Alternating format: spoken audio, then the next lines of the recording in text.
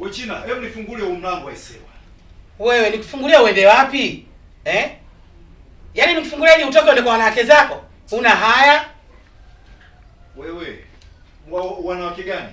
Wanawake gani unaofahamu wewe? Au unataka niwafuate wanawake unaowasema?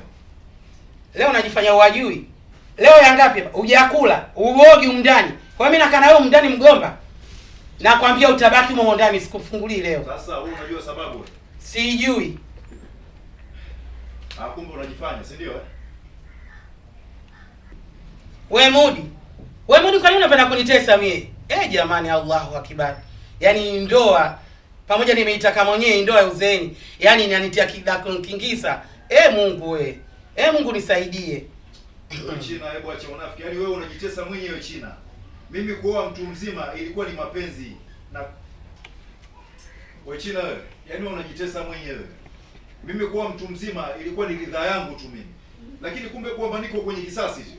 Kisasi gani Mudi wewe, usijitie ubabaifu. Umenielewa? Mimi sina shida ya kisasi na wewe. Wewe ndio umenifanya mpaka mimi sasa hivi sielewani na ndugu zangu. Sielewani na Baishi, sielewani na Shida kwa ajili yako. Leo una haya? Sikiliza nikwambie, mimi hawa hanihusu hata kidogo nikwambie. Si hanihusu hata kidogo. Yaani mimi sijasikia na wala sikubali. Yaani mpaka kieleweke mimi na wewe.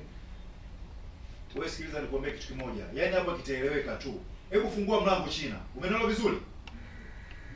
Sasa wewe jitie ndazimu, vunja huo mlango.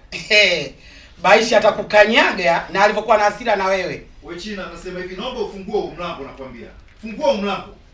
China, nasema hivi, hebu fungua mlango. Fungua mlango. Unanisikia? Wewe Mudi, mbona hivi lakini? Mudi. Wenyewe. Vipi na wewe? Kimekuleta nini? Sija kuja kukufuata wewe bibi.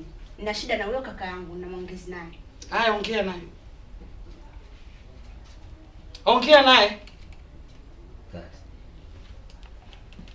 Maliza shoti yake yule.